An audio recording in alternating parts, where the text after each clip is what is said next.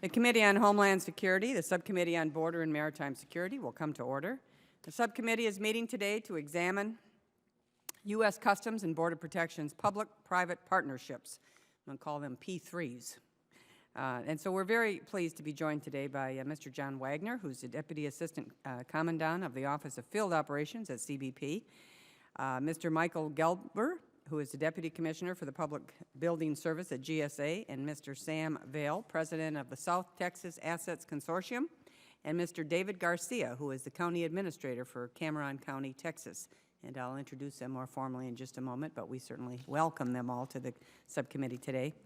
The commerce that moves through the nation's ports of entries, also known as POEs, powers our economy, drives job creation, is fundamental to our way of life.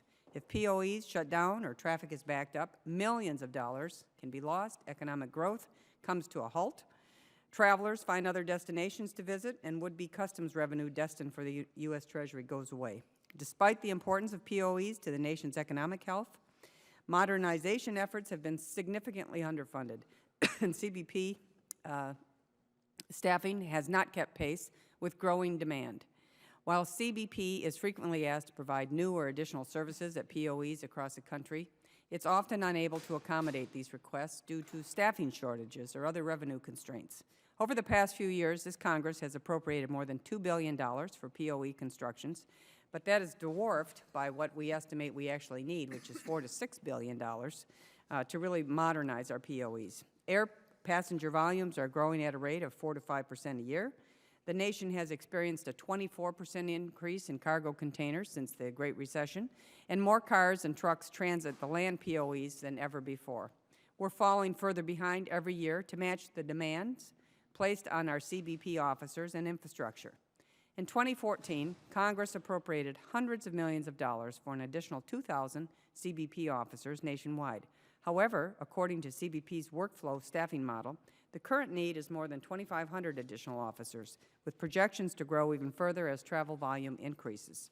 In today's current budget environment, CBP and GSA are very hard-pressed to find the billions of dollars needed to fix our failing structure and to fund additional officers. So we need to be creative. We need to explore new approaches to our nation.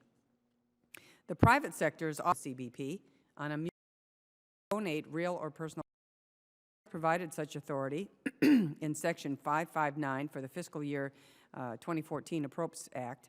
This authority established a pilot program allowing them to enter into public-private partnerships, these P3s, to pay for additional officer hours and accept donations of real and personal property, such as new inspection booths or computers or scanning equipment.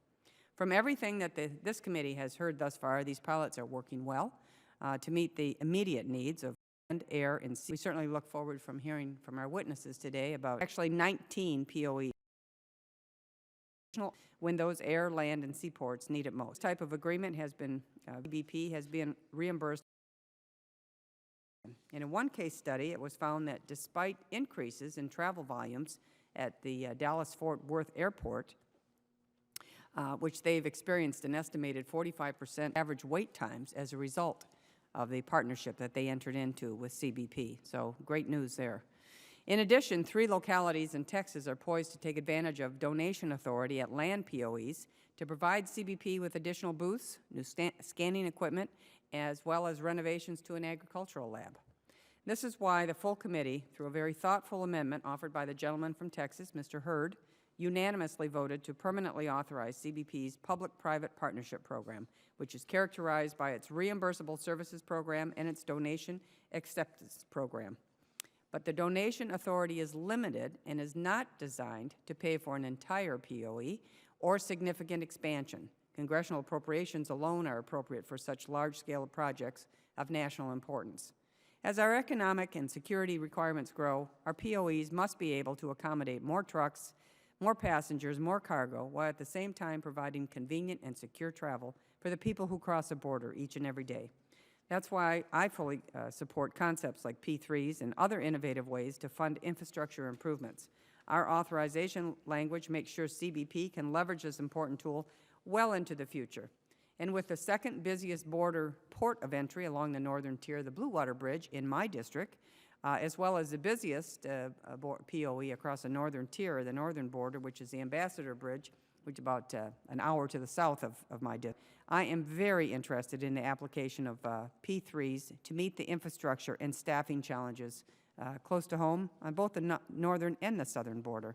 So again, we look forward to hearing from our witnesses on how GSA works with CBP on both the reimbursable service agreements and donation authority provided by the Congress to improve the flow of travel and cargo. CBP dire need of modernizing themselves and expansion as well, and we certainly need to tap into the expertise and willingness of the private sector and to partner with them to come up with better, more cost-effective approaches for the new port of entry construction, modernization, and staffing needs of the future. I recognize the ranking member of the subcommittee, the gentleman from Texas, Mr. Vila, for any statement that he may have.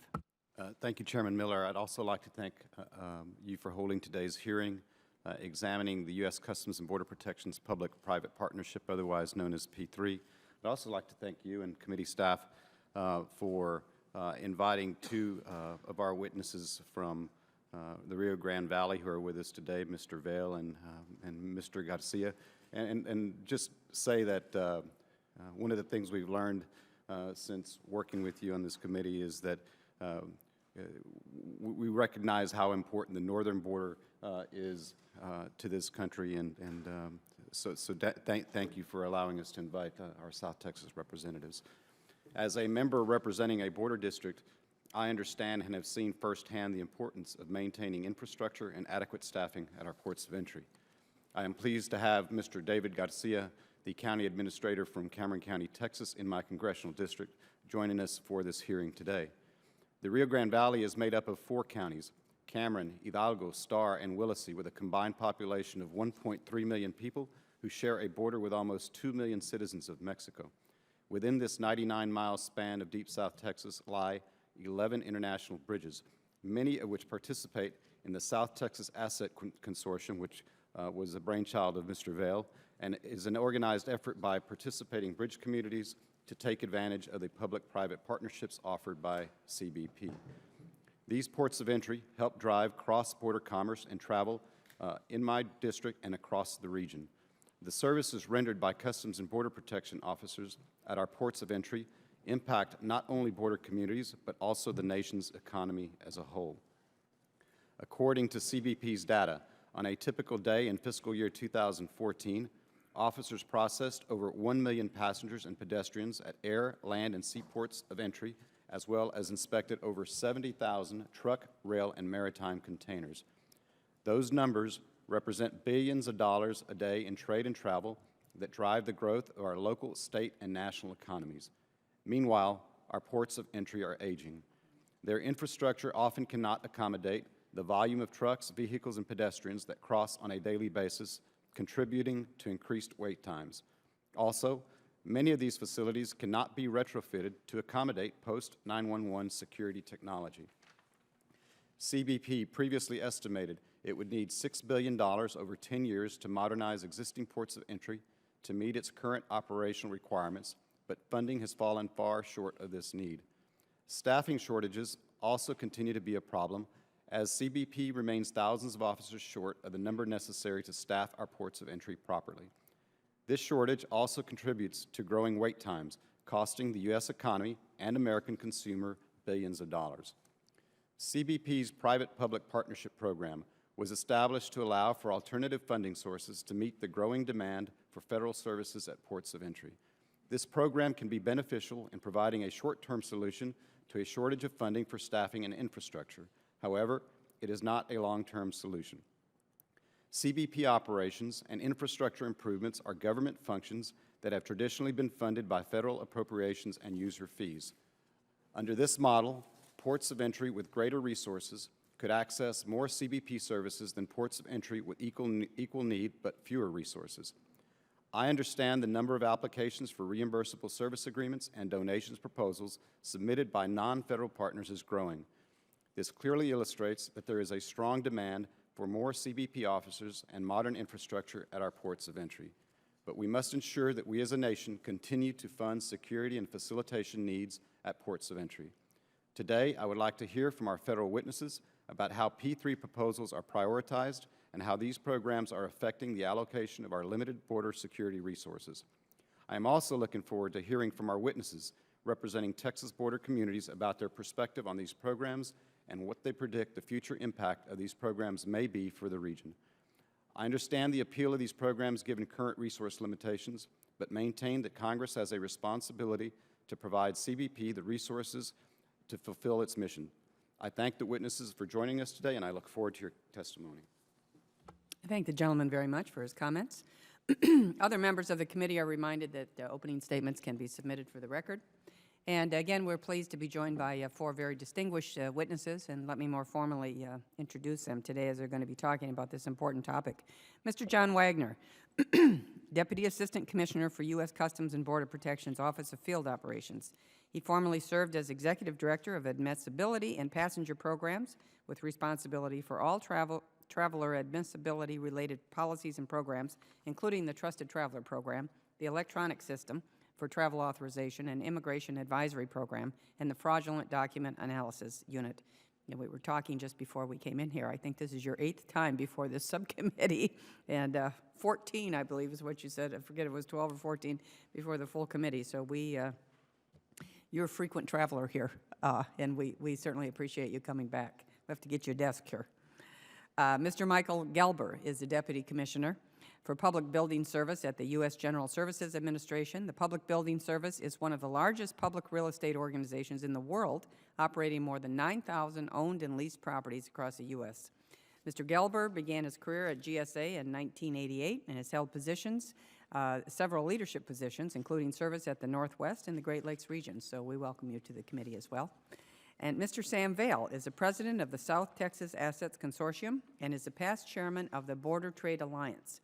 Mr. Vale also serves as the president of the Star Camargo Bridge Company, an international bridge port of entry connecting Rio Grande City, Texas, with the city of Camargo, Mexico. And in his time in the private section, Mr. Vale has participated in several P3s with the U.S. government. So we welcome you, and thanks so much for traveling to Washington, D.C. to join with us today. And then Mr. David Garcia is the county administrator for Cameron County, Texas, and in this role, he directs and supervises the day-to-day operations of all non-elected county departments and agencies that are under the direct oversight of the Commissioner's Court. Prior to working for Cameron County, Mr. Garcia served for 10 years on the staff of U.S. Congressman Solomon Ortiz here in Washington, D.C. I didn't realize that, but I served with Solomon on the House Armed Services Committee and traveled to the border with him actually several times. So he was really a real value add here. The witness's full written statement will appear in the record, and the chair now recognizes Mr. Wagner to testify. Chairwoman Miller, Ranking Member Vela, and members of the subcommittee, thank you for the opportunity to appear today to discuss the use of U.S. Customs and Border Protection's public-private partnerships to meet the challenge of growing volumes of trade and travel to the United States. The Office of Field Operations is CBP's frontline entity responsible for securing and facilitating international trade and travel at our nation's 300-plus ports of entry. Each year, we process nearly 30 million cargo containers and approximately 370 million passengers in the land, sea, and air environments, and trade and travel volumes continue to rise. While the continued increase in lawful cross-border commerce is a welcome benefit for the economy, it also presents several complex challenges for an organization whose frontline strength does not expand at the same rate. To keep pace with the growth in international trade and travel in an austere budget environment, we developed a three-part resource optimization strategy that identifies staffing requirements using a workload staffing model, streamlines business processes, and promotes opportunities for public-private partnerships to support staff increases and facility improvements. It's this last item that I wish to highlight for you today. Thanks to the support of Congress, CBP recently received limited statutory authority to collaborate with private sector and government partners through a reimbursable services program and the donation acceptance program to address port-specific needs for enhanced CBP services and infrastructure improvements that would not otherwise be possible. It's common practice for private enterprise to pay for police services for special events or for a local government to pay for additional police presence during seasonal peaks in tourism or business. Similarly, CBP is frequently asked by our stakeholders to provide additional or enhanced services at ports of entry across the country. We recognize the positive impacts that accompany enhanced CBP services at the ports, and we very much want to support our stakeholders in these endeavors. However, with finite resources, we're not always able to accommodate these requests. The Reimbursable Services Program, initially authorized with Section 560 of the Consolidated and Further Continuing Appropriations Act of 2013 and expanded with Section 559 of the Consolidated Appropriations Act of 2014, allows CBP to support requests from stakeholders for expanded services, including customs, agriculture processing, border security services, and immigration inspection-related services at the ports of entry. The program enables stakeholders the means to work within their budgets and business plans and provides CBP the flexibility to meet situational or future demand for extended or enhanced services at specific ports of entry. In the first 21 months of the program, CBP has entered into agreements with 20 stakeholders, providing more than 112,000 additional processing hours at the request of our partners, accounting for processing of more than 2.8 million travelers and nearly 425,000 personal and commercial vehicles. Among the participating land ports of entry, El Paso, for example, during periods when CBP provided enhanced services, private vehicle volume increased by 26%, while wait times remained constant. Pedestrian volume increased by 16%, while average wait time decreased by 36%. Similar benefits have been realized by the South Texas Assets Consortium during peak travel periods such as Easter time. Among the participating airports, the added hours and supplementary lane openings in conjunction with other passenger processing initiatives have helped decrease wait times by an average of almost 30%, while traveler volume has increased about 7%. This past May, we surveyed the 10 stakeholders that we partner with during the first calendar year of the Reimbursable Services Program to gain insight into how stakeholders feel about the program and to identify areas for improvement. Respondents gave the program an overall satisfaction score of 4.4 out of 5. 94% of the responses indicated the program has had a positive impact on the stakeholder, their goals, and the community. The program continues to expand as new agreements are signed every year, as authorized by this 5-year pilot program. It's important to note that it's not CBP's intention, nor does the law allow, for any agreement for reimbursable service to either reduce or otherwise affect existing CBP services funded by other sources. Growing volumes of travel and trade, along with increasing stakeholder requests for additional service, present another challenge for CBP: infrastructure. More than half of the nation's ports of entry are located at our land borders, and most were built to support the distinct and independent operations of pre-DHS components. Furthermore, several land ports were built more than 70 years ago. Even those constructed as recently as 15 years ago require renovation to accommodate our consolidated operations, technology, and present-day security standards. The donation program provides CBP and GSA the opportunity to consider donation proposals and address local port of entry infrastructure needs because which we've had to prioritize improvements on a nationwide level would not otherwise have been addressed. Accepted donations may be used for any necessary activity related to construction, alteration, operation, or maintenance of a new or existing port, including the land acquisition and technology. We worked very closely to develop robust procedures and criteria to collaboratively and systemically evaluate these proposed donations. Already, we've coordinated to select 3 donation proposals for planning and development. So thank you for the opportunity to appear here today, and I'm happy to answer any of your questions. Thank you very much. The chair now recognizes Mr. Gelber for his testimony. Good morning, Chairman Miller, Ranking Member Vale, and members of the subcommittee. Thank you for inviting me to this hearing.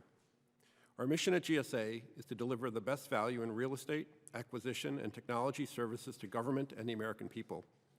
As part of this mission, GSA maintains a close partnership with Customs and Border Protection to meet that agency's space needs along our nation's borders, which stretch over 64,000 miles. CBP is our primary partner among the federal inspection agencies stationed along America's land borders. As such, GSA works closely with CBP to design, construct, maintain, and operate 124 of America's 167 land ports of entry, which are critical to the nation's trade and security. On a daily basis, approximately $2 billion in goods, 289,000 cars, 114,000 pedestrians, and 25,000 commercial vehicles cross the border at one of our nation's land ports. The combined value of trade between the United States and Canada and Mexico via surface transport totaled nearly $1 trillion in 2014. Clearly safe, secure, and modern land ports along our borders are critical to supporting America's jobs and our nation's economy. Over the past 16 years, GSA has invested more than $1.8 billion from the Federal Buildings Fund to deliver more than 20 new land ports along our borders. However, CBP has identified over $5 billion in needs to recapitalize the land ports of entry inventory. In the absence of full access to the resources in the Federal Buildings Fund, GSA has been unable to execute critical modernization and land port upgrades that would enhance the security of our borders and improve the efficient flow of commerce with our neighbors in Canada and Mexico. With constrained federal funding, GSA has explored and used alternative project delivery methods to support land port projects. GSA has a long-standing authority to accept unconditional gifts of real and personal property from other public or private entities. GSA has used this authority on occasions when state or local governments, and in a few cases private entities, have elected to donate land or other real property to GSA to realize the economic benefit associated with a new or expanded land port of entry. For example, at the San Luis II port in Arizona, GSA received a donation of land and utilities in support of the site to help advance modernization of the port. In Donna, Texas, the city donated money for design, land for the site of the port, and 180,000 cubic yards of fill dirt for construction. In Columbus, New Mexico, a private landowner donated approximately 10 acres of land to GSA near the port site for construction and a bypass road for commercial trucks. Congress has supported these efforts by providing additional statutory authority to receive donations and reimbursable services, most recently through Section 559 of the FY 2014 Appropriations Act. As required by Section 559, GSA and CBP worked together to establish a donation evaluation framework incorporating feedback from a broad range of stakeholders.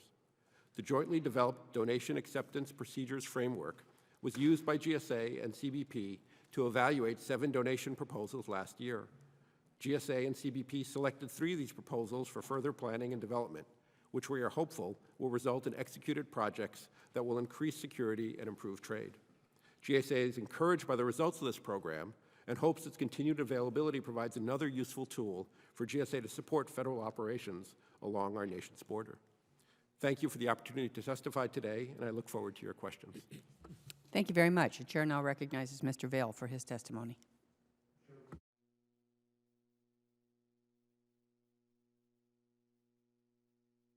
Okay. Chairwoman Miller, Ranking Member Vela, and members of the subcommittee. It's a pleasure to be here with you today, and we're very familiar with the Blue Water Bridge and the Ambassador Bridge and sometimes the Peace Bridge. We work closely with them whenever we can. Private partnerships are not new for us. We did our original bridge in 1965 with totally private funding. All the facilities have been built with private funds. We're glad to see that the rest of the country is catching up with the old style that we did in Texas. Section 559 and 560 in many ways had the answer to the trade community's ongoing call for a creative response to consistent concerns over staffing levels at the ports of entry. Thanks to innovative thinking within the Department of Homeland Security, CBP, and leaders in Congress, like this subcommittee's ranking member Vela, plus Senators John Cornyn, Congressman Henry Cuellar, Michael McCall, and John Carter, to name but a few, we have this opportunity today. We must point out that CBP must exhaust its available budget before it taps into our funds. They are not allowed to switch the funds. So that's something that we watch very closely, and they're very careful in how they budget their overtime monies so that we can be an extra and add on as opposed to a substitute. It's been particularly beneficial during peak hours. CBP referred to Holy Week, Semana Santa. Those are times it's very difficult to staff for because you have unknown peaks and valleys, days of the week during the holidays that big events can draw certain people sometimes, other days not. It's raining, it's not. Many things affect that, and it's virtually impossible to staff for it. The city of McAllen and FAR took advantage of this in 14 and 15. They put up $50,000 each. Now, the city of McAllen got it from the Chamber of Commerce, primarily the business community, and the economic development organizations, and the bridge company itself. FAR paid for it out of bridge tolls. So we have flexibility in how we go about doing what we have to do to reimburse, but it was very successful. The reference was made that it shortened wait times from 4 hours to 2. That makes a big difference to the tourists coming in to spend their money. These contributions are looked at as investments with a return on investment. For example, the Chamber of Commerce was very interested in the retail sales, the hotel occupancy, and the restaurant sales. So it was the community, the city, because they got tax monies in return for those expenditures in their community. El Paso has been quite a sterling example, because they're actually hiring full-time equivalents in El Paso, plus using overtime funds. The city has funded over 19,000 overtime hours since 2014, and they've paid over $2 million to CBP in reimbursable funds. These options are made available because we have proven that it really works for the country. The National Center for Risk and Economic Analysis of Terrorism Events at the University of Southern California found in 2013 that the addition of just one CBP officer can inject $2 million into the U.S. economy and create 33 jobs. Those are very good returns on investment. 38 million jobs in the United States depend on international trade. 6 million of those are associated with Mexico. More importantly, the private sector can't wait until the government makes the necessary budget arrangements.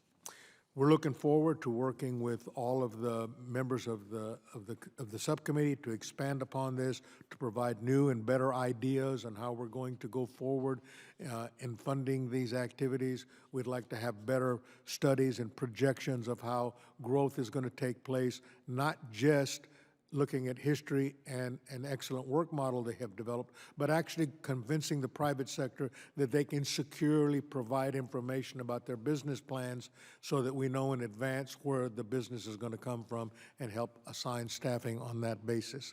There are many other ideas that are worth bringing up. We'll leave that to some other time and place. Thank you. Thank you very much. The chair now recognizes Mr. Garcia for his testimony. Chairman Miller, Ranking Member Vela, and members of the subcommittee, thank you for the opportunity to come before you today. For the record, I provided my written testimony to the committee, and I look forward to a constructive discussion on trade and security at our ports. Cameron County has a history of working on public-private partnerships on a number of infrastructure projects, so I thank you for the opportunity to come before you today to share our views from our perspective. In our region, we depend heavily on the ability to move traffic efficiently on a daily basis.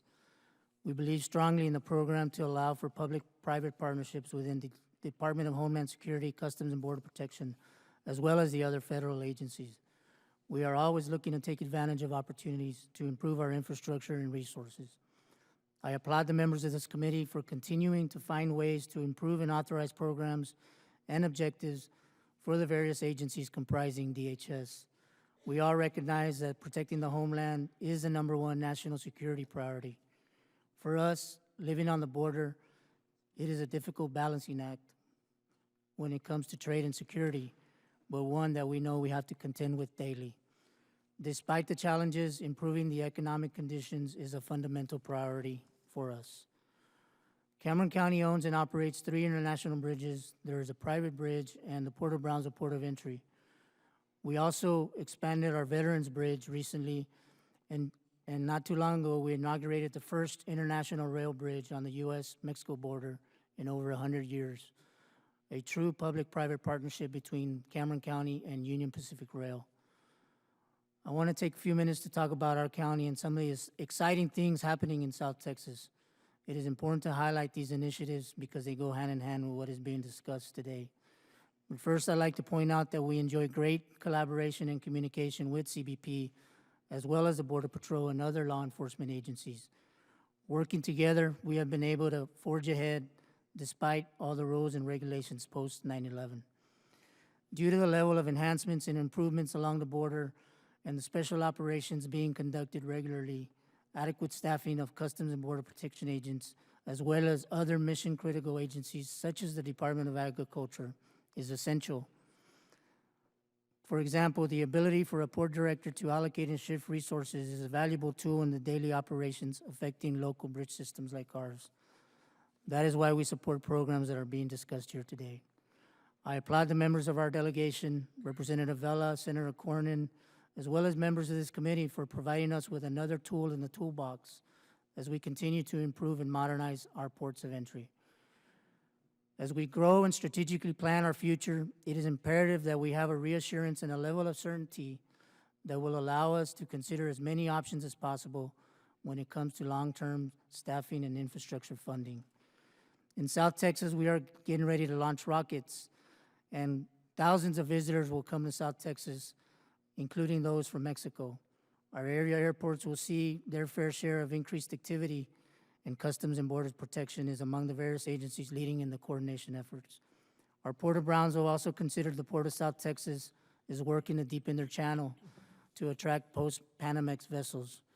And there are at least 3 LNG permits before the Federal Energy Regulatory Commission, multi-billion-dollar investments that have the potential to increase the county's valuation by more than 20%. Given this economic growth potential, we need to be prepared and continue working with our federal partners to have a plan in place to have the proper manpower and resources available. For us, we'd like to explore several possibilities at our bridges, including the possibility of staffing at our bridges and working with GSA and the Department of Agriculture at the Free Trade Bridge in Los Indios. In Mexico today, shippers are pushing to get their fresh produce to market faster, utilizing the Mazatlan to Matamoros highway. We need to ensure we have the discussions with CBP and USDA on how we maximize this to our full potential. Given our history of managing and operating international bridge systems, Cameron County is well positioned to find innovative ways to work with Customs and Border Protection and other DHS agencies to plan for the future. Finally, there is a border master plan that identifies future projects along the border. I would encourage both committee staff and agency officials to work together to plan proactively in this process.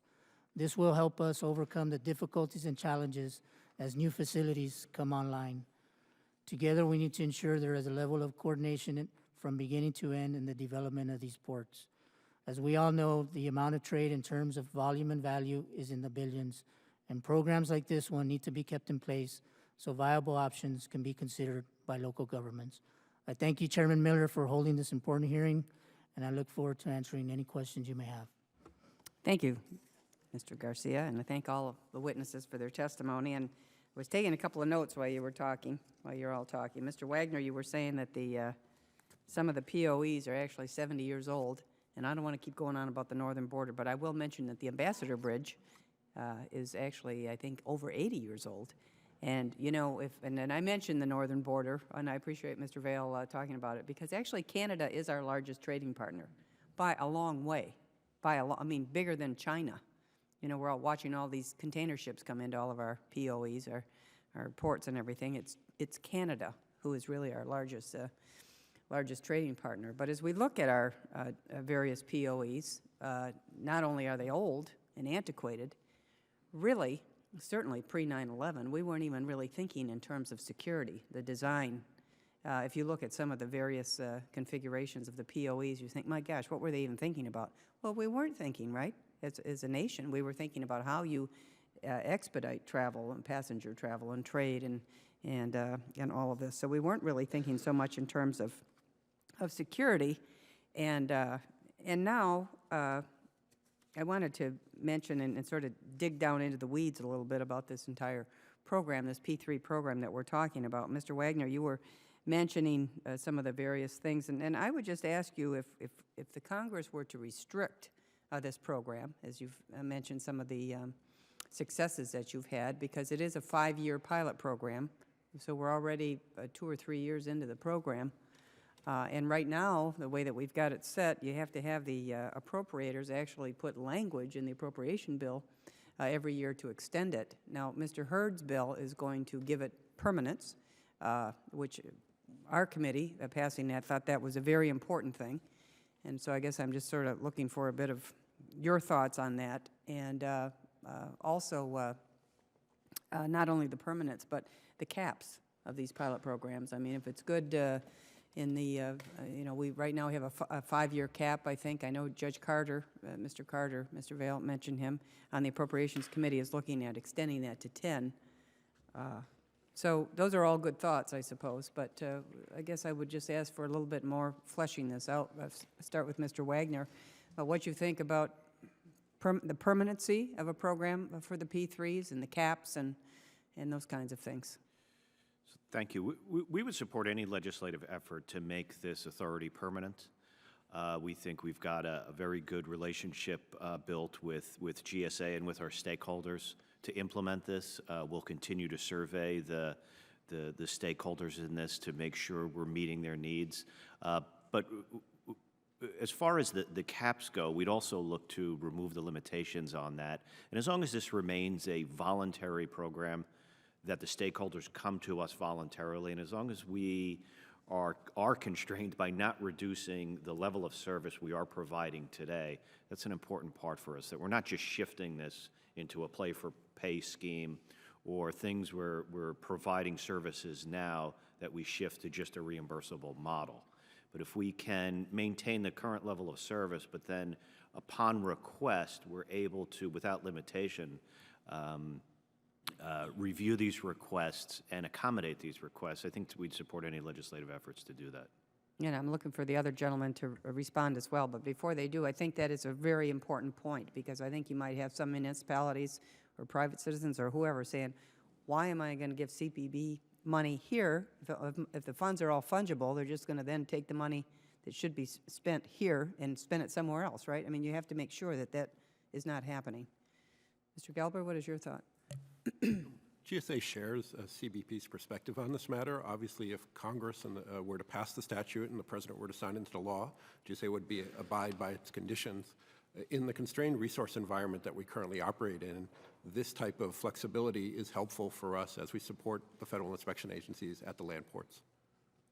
Mr. Vale, do you have any comments on the current pilot programs and whether or not how we ought to change them or improve them? Yes, ma'am, we totally support Chairman McCall and Congressman Hurd's initiative to make it permanent. You cannot build very expensive programs if you do not have a long term to be able to recoup the investment, and that's particularly true when you're trying to get access roads to the ports of entry. We don't have any of those type projects that have come on stream, primarily because the financial institutions and the bondholders will not take a project that's going to have a limit on them when they can get paid, and if it doesn't happen, who pays the difference? So that's a problem when we start down this road. Now, it's not in our DNA to pay for services the government should be providing. However, we look at it as an investment, and we hope that as you go down the road, not only the Congress, but the agencies will see these investments are paying off. They look for their particular budget appropriations, and then we're able to keep the program so that our monies can be invested in additional items and pilot these things. Texas is right now, believe it or not, they have passed a law that allows the Agriculture Department to subsidize federal agricultural inspections at the ports of entry. It's a pilot, but that's the kind of thinking we have to do, and it's a 50-50. We got to match it, 50-50. But these are things that we encourage are the best way to move forward in a tight economy, and particularly in the budget world. Mr. Garcia? Thank you, Chairman. From a staffing standpoint, we agree with what the agencies are saying. From a development standpoint, these projects take a number of years to get off the ground and through construction. So to have a certain amount of certainty with these programs helps us out in planning. I'll give you an example. On our West Rail project, we had a presidential permit, and we didn't build our project until 12 years later. And then in addition to that, because we were utilizing federal funds, we had to do, from different federal agencies, we had to conduct 3 separate environmental studies for each agency. So that takes a lot of time, money, and effort. And so being able to have these programs in place to make sure that on the development side, through with GSA or whoever we're working with, will help us greatly.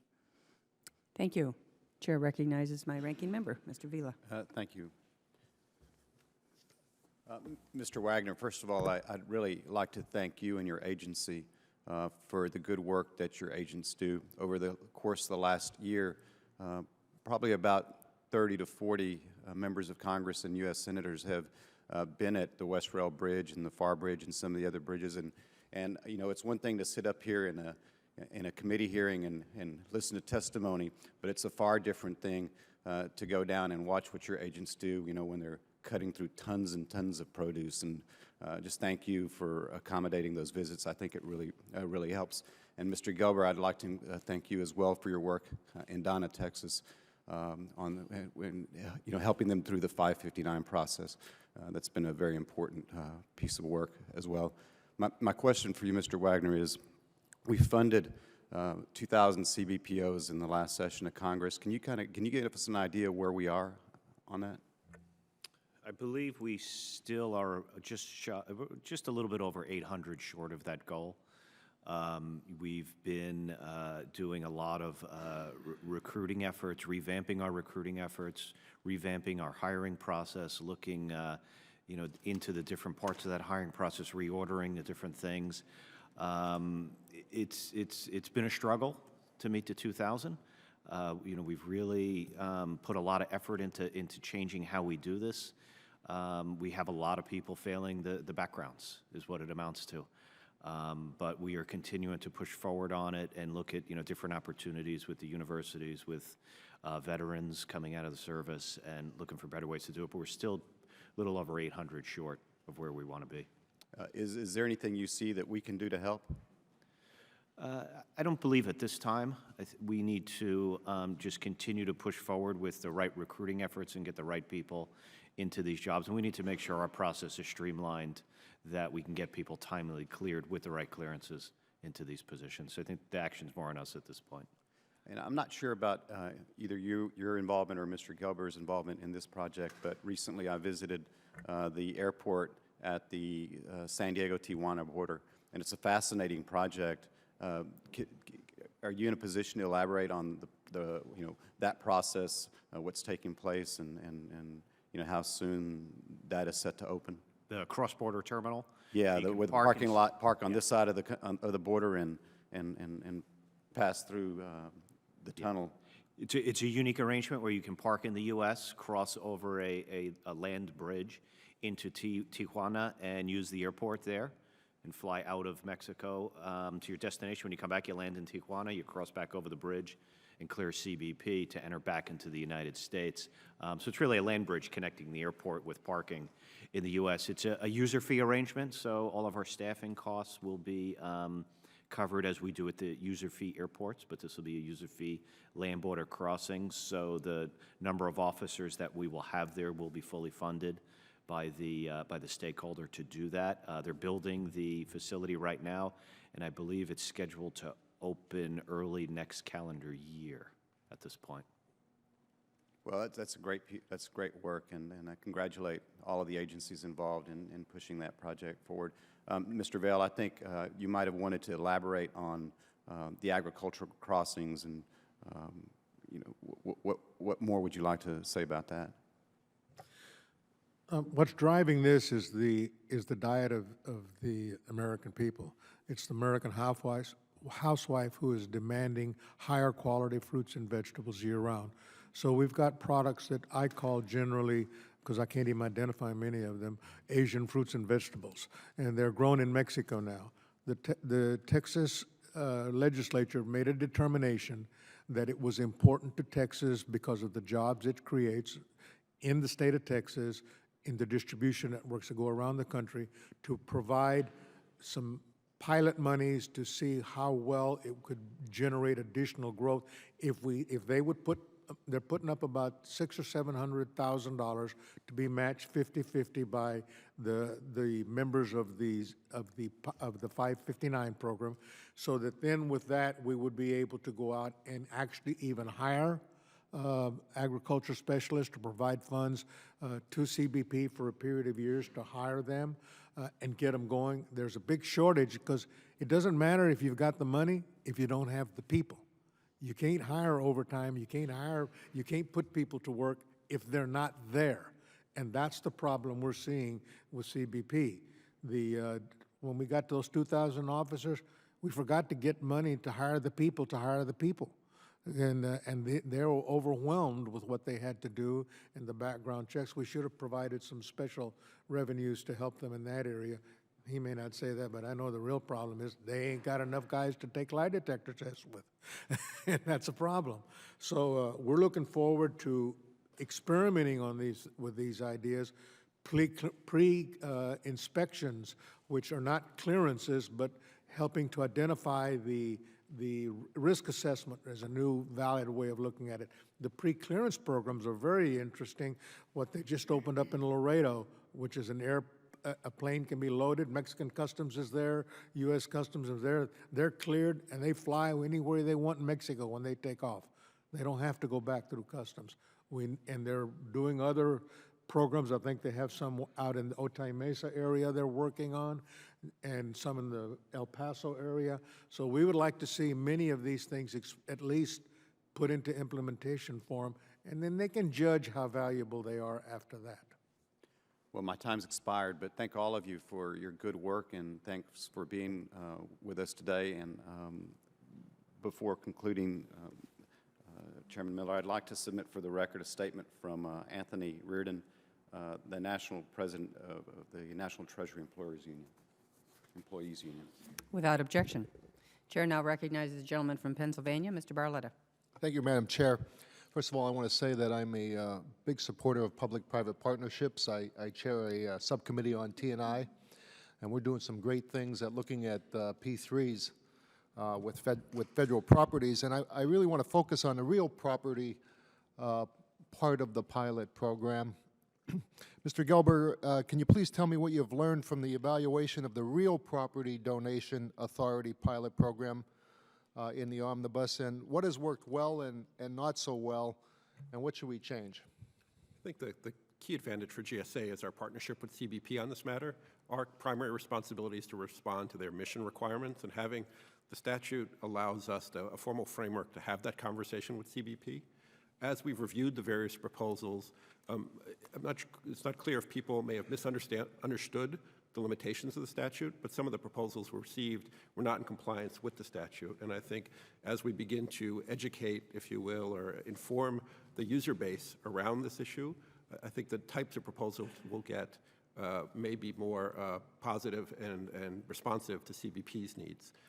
GSA, as the federal real property manager, is very interested in this program, primarily because of the limitations, as Congressman, I'm sure you're aware of, on the usage of the Federal Buildings Fund. And as I said, this particular program is a way for us to support CBP given those funding limitations. Do you agree that since none of the three projects within the pilot program have even entered into the construction phase, it should be important that we allow the pilot program to continue gathering information about how the donation authority really will work with real property? I completely agree. When individuals and companies are making improvements on real property, it's very important that what is designed is actually what is constructed, and that the construction lives up to the specifications of the facility that's proposed. To date, as you've pointed out, we have yet to actually complete a donation process around this particular program, and evaluating, ensuring that what is proposed is actually what is delivered is a key part of this program for GSA. Yeah. GSA is the government's landlord, and CBP is a law enforcement agency. I believe CBP should not be distracted with administrative duties, spending time and money managing properties, when this is GSA's, what they do for the federal government. These agents, in my view, are critically important and should be focused on enforcing our laws, not creating duplicative administrative bureaucracy. Mr. Wagner, yes or no? It's just a yes or no answer. Does CBP seek to expand its real property authority over ports of entry? And yes or no, do you support the current division of real property responsibilities between CBP and GSA under the current law in the pilot program? Yes, we support the current arrangement we've built under this pilot authority. Mr. Gelber, yes or no? Do you support granting additional real property authority to CBP? GSA believes it's the appropriate federal agency to handle real property authority, so we would prefer to retain that authority within GSA's purview.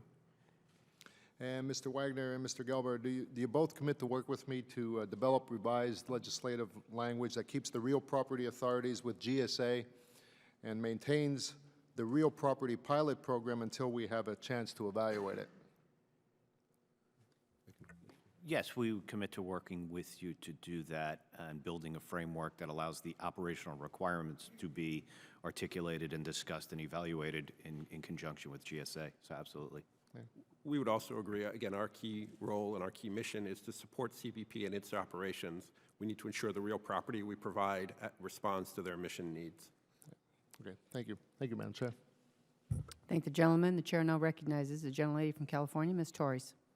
Thank you, Madam Chair, and thank you to the panel for being here. Mr. Wagner, CBP's expansion of pre-clearance to Abu Dhabi was controversial in part because it involved a foreign government to pay for our security operations. Planned new pre-clearance operations will follow this model as well. With public-private partnerships, CBP is also having other entities, whether it's local governments, bridge operators, or airport terminals, pay for its operation. CBP's immigration, customs, and agricultural activities at ports of entry are a federal responsibility, is it not? Yes, but by having the reimbursable mechanism, it allows us to expand to provide those services that people are requesting from us, and in a case like pre-clearance. So does it make sense that to have private partners pay for these services on a rather ad hoc basis over the long term? Well, they've paid for a number of years through user fees and other fees for services. So this is really just an extension of longstanding authorities and practices to supplement what is appropriated for us to be able to provide. So while it is federal responsibility to you, it is appropriate to have airports and local governments and other entities on a case-by-case basis pay for these services. Is that what you're saying? I would say it allows us to provide those services in a way we would say no before. But you think it's appropriate? Well, it allows us to provide the service. Do you think it's appropriate is the question, yes or no? I have no comment to whether it's appropriate or not. You're refusing to answer my question. The vast majority of funding CBP has received under reimbursable service agreements has been from airports, with airports paying over $10.3 million of just under $13 million paid by all participants. Why do you think this is? It allows us to provide the cost to work into their business model to see if it's something they want to pursue, whereas otherwise the answer might have been no, we could not provide that service. Do you think additional CBP staffing should be based solely on ability to pay, or should security and facilitation needs should all be factored in? No, absolutely, security and facilitation needs need to be factored in. Thank you. Mr. Vale? In your testimony, you speak to problems created by an overall shortage of CBP officers. You state that even when you're willing to pay for additional staffing, there are sometimes not enough CBP officers to fulfill the need. How often does this happen, and what more needs to be done to expand the ranks of CBP officers to ensure proper staffing at ports of entry? Well, it happens quite a bit when you have sudden surges in certain types of commodities, particularly the agricultural imports that are surging dramatically coming in from Mexico. We put in requests for overtime, and the agricultural specialists are just non-existent. I mean, they reach their limit that they can work under the law, and then you can't make them. And you can't replace them. You've got to have those guys there. So we need more of them, and we'd be glad to pay for it because it's good business practice. We don't like paying for them. We object to it, but if you leave a truck at the port of entry overnight, 10% of its value disappears. Absolutely. It's my understanding from CBP that use of reimbursable service agreements by land ports of entry has dropped off considerably. What do you think this is, and what challenges do land ports of entry have in funding additional staffing under this program? Well, I think the challenges are that we need to get the money and the people where they need to be. We think that we ought to have more of a business-type model to where you even have people that are designed to be moved around rather short distances from ports of entry to fill a need instead of having to go through the normal TDY process that they do now. They can do it now, but it really is budgetarily restricted. We need to have more people that we can have flexibility with how CBP manages. Remember, it's their people. We don't get to hire them. We don't get to give them instructions. They are the boss. We just put up the money. In public-private partnerships, how many public-private partnership contracts have been awarded to women and minority-owned businesses since Congress authorized this type of partnership? I don't know, but I'm a minority. Well, I'm not talking about you, sir. I will have to look at that and get back to you on that one. Thank you. I yield back my time. Thank you. The chair now recognizes the gentleman from Texas, Mr. Hurd. Thank you, Chairman. I appreciate you holding this hearing, which is an important topic, and I appreciate all the witnesses being here today. Commissioners Wagner and Gelber, I appreciate your willingness to serve on such a unique panel, and Mr. Vale and Mr. Garcia, I don't think y'all recognize the uniqueness of this panel. It's rare to get members of the public and the private sector on the same panel. So since this was the hearing topic, I appreciate Department of Homeland Security agreeing to this. This is an incredibly important issue for my district. I have over 820 miles of the U.S.-Mexican border. Many of the border communities I represent have seen a record increase in international trade and travel over the past decade and are looking to capitalize on this growth to their economies. As Chairman Miller mentioned average land port of entry being over 40 years old, it's clear the federal government needs to do a better job at prioritizing funding for modernization and expansion. And despite $2 billion in investment since 2006, there remains a gap about $4 billion in funding necessary to modernize land ports of entry. And I recognize that traditional appropriations have not kept pace with funding needs, and that's why in tough fiscal times, we need innovative funding programs like P3s. To that end, this committee has taken steps to try to promote programs like the 559 and provide some stability by codifying these pilot programs. And there's a bit of a discussion up here in this House on this program. And I just want to be clear, Commissioner Wagner, you're not seeking, and CBP is not seeking, any additional real property authorities. Is that correct? That's correct. We are not. I don't think anybody wants y'all to get in the managing buildings business. And Mr. Commissioner Gelber, is CBP under the 559 program getting involved in real property? Through our partnership with CBP, CBP focuses on their mission requirements regarding these donations. GSA is interested and looks at the real property implications of possibly accepting a donation.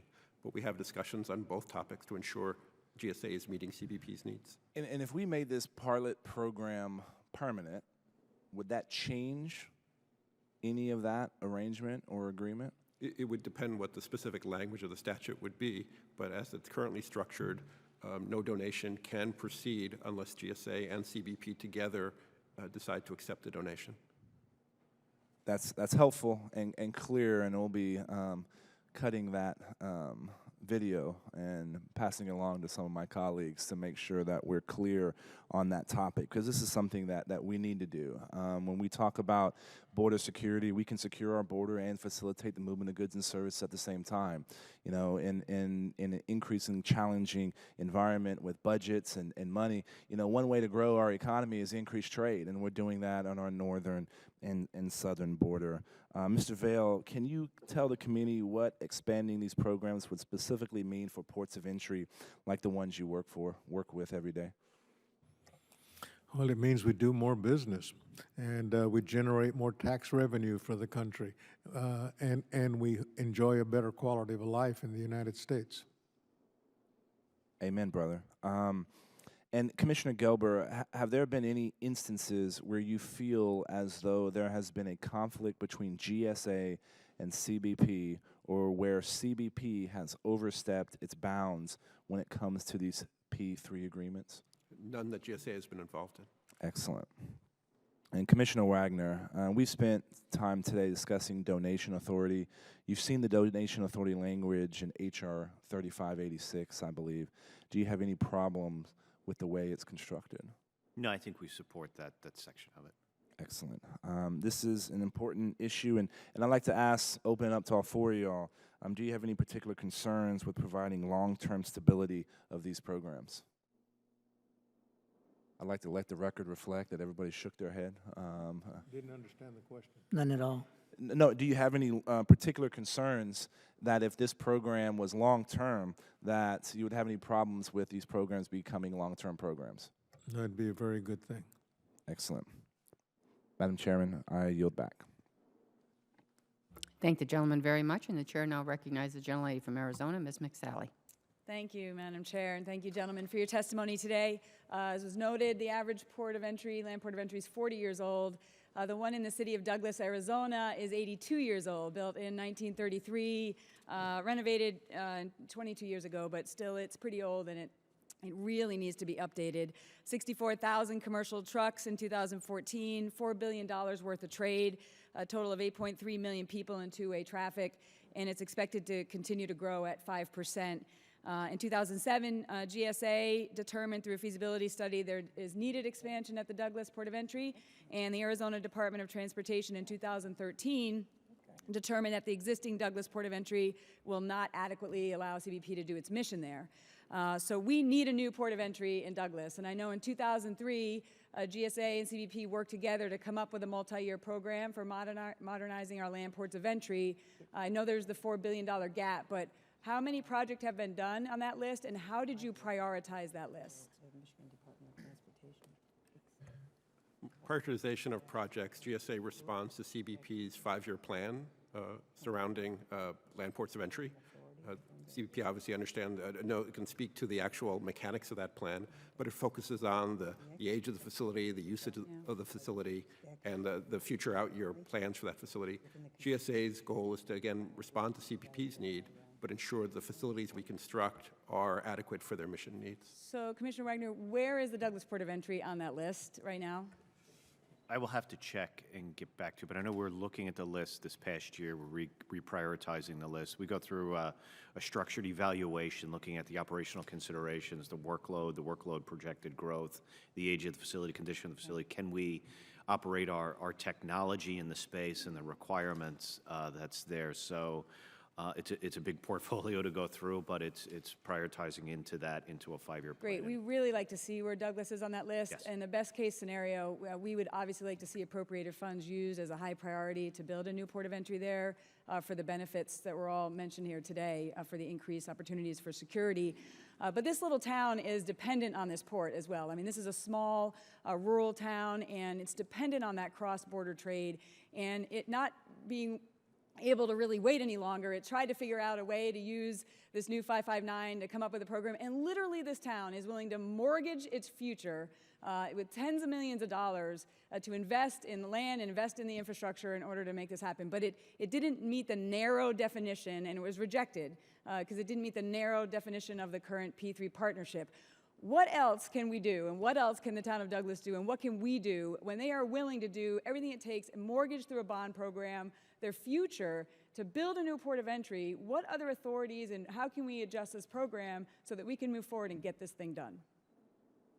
Specifically towards the donation that was proposed for the city by the city of Douglas. No, I know I was rejected, but I'm looking forward. What do we need to do to get it done? I think that the key issue would be that it would be a true donation to the government, and there would not be out-year costs that would affect either the budgets of CBP or GSA to be a true donation. Okay, is there a way that we could modify the program? Because you currently pay leases for land in other places, right? That's and they were simply asking for a very modest amount of money to be leased back, as again, this city is willing to, invest significantly. Is there not a way for us to modify this program that even allows for those leases? Because you currently lease land in other places. Under the terms of the 559 program, it needs to be a true donation. So The current program, current but program. we're the Congress, so we can adjust things. So if we were to adjust that and change that legislative authority, is that something that would maybe increase opportunities across the country and also the Douglas Port of Entry? The concern GSA would have regarding a donation surrounding a lease program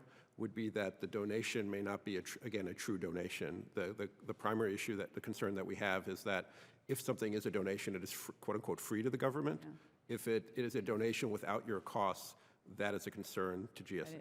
Are you guys willing to sit down with us and Douglas to try and figure out a way forward on this? I mean, we got to be innovative, and whether that includes changes in legislative authorities. I mean, we've got a willing partner here, and we've got to figure out how to get this done. So are you willing to sit down with us and do that? GSA is always willing to sit down with members of the border community to discuss this particular topic or any other topic your office or other offices may have. Great. Yes, I would agree as well for CBP. Great, thank you. Moving on to the Manning situation, you referenced that you're still 800 short. My first bill signed into law a couple weeks ago, the Border Jobs for Veterans Act, is directing you guys to streamline actively recruiting veterans, streamlining their background clearances. This is a win-win situation. I'd like to know how quickly you're going to be able to implement that, and what other barriers are there? Somebody mentioned after that bill that you have an age limit of 37, so if somebody retires after 20 years of service, they actually are not eligible.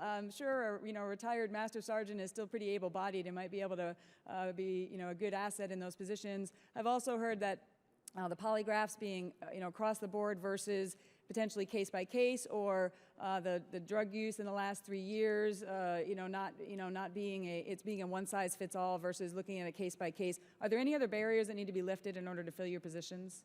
And I know I'm over my time, so if you can answer quickly. Yeah, I mean, we're fully supportive of the Jobs Act, the bill you referenced. I'll be meeting with senior DOD officials tomorrow. Great. To start to work on that. We're highly supportive of that. I'm very confident we could find 800 veterans Yes. that can fit our requirements, and we can get them into these positions. So Exactly. thank you for supporting that and really pushing us in DOD to come to the table and work that out. And the reciprocity is a big thing, like you mentioned. Okay, great. And we can follow up later for the record if any of those other limitations I mentioned, or I don't know if those are internal policy issues or statutory, but we want to do what we can in order to streamline getting good people into these jobs because of the impact it's having on our security and our economy. So thanks for your time. Thank you, Madam Chair. You go back.